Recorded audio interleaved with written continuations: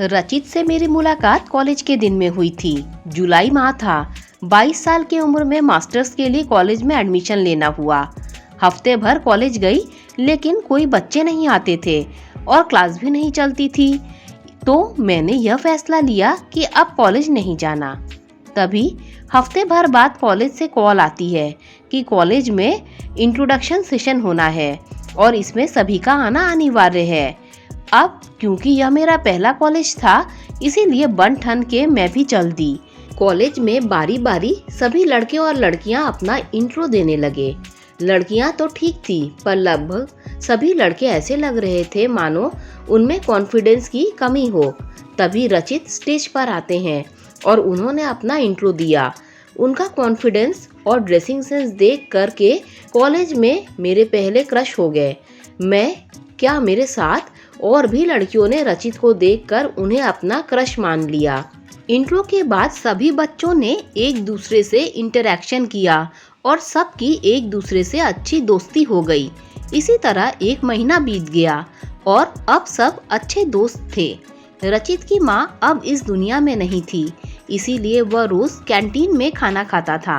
पर कैंटीन का खाना ऐसा होता जिसे देखकर खाने का मन न करे। इसीलिए मैं रचित के लिए रोज एक टिफिन ले जाने लगी।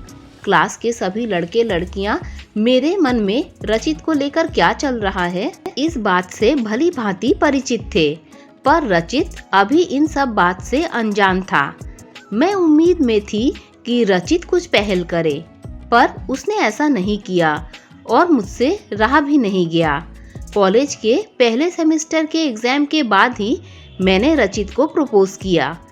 इस वक्त तक ज्यादातर लड़के और लड़कियां या तो अपने क्लास में या किसी और ट्रेड में अपना बॉयफ्रेंड बना चुकी थी, क्योंकि कॉलेज के समय बॉयफ्रेंड ना होना एक तरीके का सामाजिक तिरस्कार था।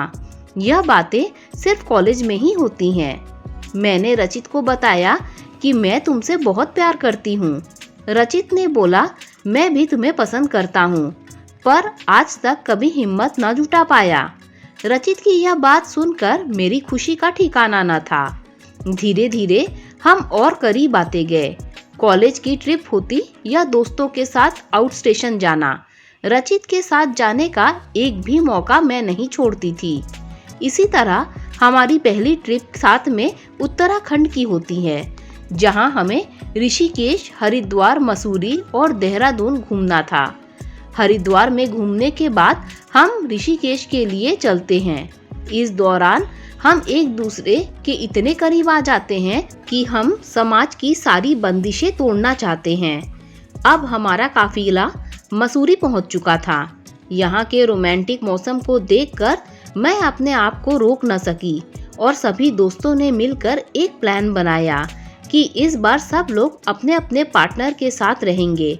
बेशक यह एक महंगा सौदा था, पर once in a lifetime experience था, इसीलिए सभी इस बात से रेडी हो जाते हैं। जब हमें अपना रूम मिलता है तो हम रात में रुकते हैं, बातें करते हैं, बातें करते करते सोने जाते हैं, लेकिन बिस्तर पर एक दूसरे के इतने करीब आ जाते हैं कि हम दोनों के बीच शारीरिक संबंध स्थापित हो जाता है। परंतु ना मैं और ना ही रचित इस बात की तैयारी करके आए थे कि हमें ऐसा कुछ करना है। मेरे मन में डर था, कहीं मैं प्रेग्नेंट ना हो जाऊं। इसका केवल एक ही उपाय था, इमरजेंसी दवा लेना। अगले ही दिन तुरंत मैं मेडिकल स्टोर से यह दवा ली। मैंने नोटिस किया कि सब कुछ सही था, किसी तरीके की कोई तकलीफ नहीं हुई, ना ही मेरा गर्भ ठहरा। पर एक बार बांध टूटने के बाद मुझे यह मालूम नहीं था कि शारीरिक संबंध बनाने की इच्छा और तीव्र होने लगेगी। इसी के साथ हमें जब भी मौका मिलता हम इसका फायदा उठाते। मन में एक डर था कि आगे क्या होगा, पर खुद को तसल्ली देते हुए मैं सोचती, वर्तमान में जो चल रहा है उससे अच्छा कुछ नहीं हो सकता। धीरे धीरे हमारा प्यार और गहरा होता गया और इसी के साथ साथ अब हम लोगों ने भी फैसला किया कि आगे की जिंदगी साथ बिताएंगे। हम दोनों की जॉब लगने के बाद मैंने अपने घर पर रचित के बारे में लोगों को बताया। इसके बारे में सुनते ही माँ ने मुझे सीधे मना कर दिया और बोला, पापा से बोलने की हिम्मत भी मत करना, वह तुम्हें जान से मार सकते हैं। इसे सुनने के बाद मैं डर गई और रचित को बोला कि रचित, हमारा फ्यूचर कुछ नहीं है, जितना जल्दी हो सके हमें एक दूसरे से दूर हो जाना चाहिए। रचित ने मुझे बहुत समझाने की कोशिश की, पर मैंने उसकी एक न सुनी। मुझे पता था मेरे परिवार वाले कभी नहीं मानेंगे। खैर, रचित आज मेरी जिंदगी में नहीं है, पर उनकी यादें हमेशा रहेंगी। इसके बाद मेरी शादी कुछ समय बाद एक दूसरे लड़के से होती है। शादी में सब कुछ अच्छे से बीतता है और जैसा कि भारत में नियम है, शादी होते ही लोग आशीर्वाद में पुत्रवती भव ऐसा बोलते हैं और शादी के 2-3 महीने बाद ही पूछने लगते हैं, कोई खुशखबरी है क्या? इसी तरह मेरी शादी को हुए भी 3 साल हो गए, पर अभी तक मैं गर्भवती नहीं हो पाई थी। सारे प्रयास करने के बाद हमने फैसला किया डॉक्टर को दिखाने का। डॉक्टर ने मुझे और मेरे पति का टेस्ट करवाने की सलाह दी। मेरे पति की रिपोर्ट तो नॉर्मल आई, पर मेरी रिपोर्ट में आया कि मैं कभी मां नहीं बन सकती।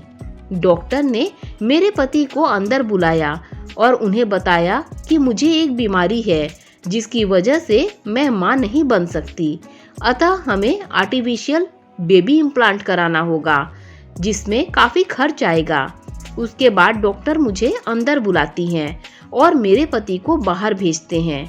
अंदर आते ही उन्होंने मुझसे पहला प्रश्न पूछा, क्या तुमने इमरजेंसी गर्भ निरोधक गोलियां ली हैं?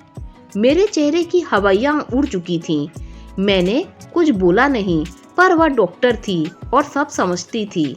उन्होंने कहा, जवानी के दिनों में तुमने जो गलती की है उसका भुगतान अब तुम्हें जिंदगी भर करना पड़ेगा। इमरजेंसी गर्भ निरोधक गोली खाने की वजह से तुम्हारी बच्चेदानी अब काम करने योग्य नहीं है, जिससे 1-2 दिन से ज़्यादा गर्भ ठहर नहीं सकता। इसीलिए आर्टिफिशियल तरीके से तुम्हारे गर्भ में बच्चे को ठहराया जाएगा, जो कि काफ़ी महंगा प्रोसीजर है। हालांकि मैंने तुम्हारे पति से कुछ भी नहीं कहा है, पर तुम्हारा इस सच्चाई को जानना ज़रूरी है, क्योंकि यह गलती तुम्हारी है, ना कि तुम्हारे पति की, और तुम्हारी इस गलती की सजा तुम्हें, तुम्हारे पति और तुम्हारे पूरे परिवार को मिलेगी। उस दिन घर आने के बाद मैं खूब रोई।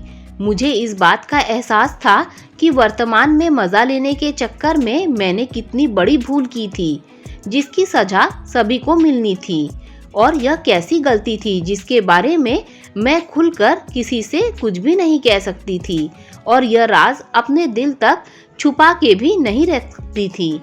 आज कॉलेज जाने वाली लगभग हर लड़की यह काम करती है, क्योंकि आज अडल्ट फिल्म, सस्ते होटल आसानी से उपलब्ध हैं, तो कोई क्यों ना ऐसा काम करे। लेकिन मेरी गुजारिश है, यदि आप ऐसा कुछ करती हैं तो अपने होशो हवास में करिए, क्योंकि वर्तमान का मजा भविष्य की सजा बन सकता है, जैसे मेरे साथ हो रहा है। दोस्तों, अगर कहानी अच्छी लगी हो तो लाइक, शेयर, सब्सक्राइब कीजिए। Thanks for watching this video.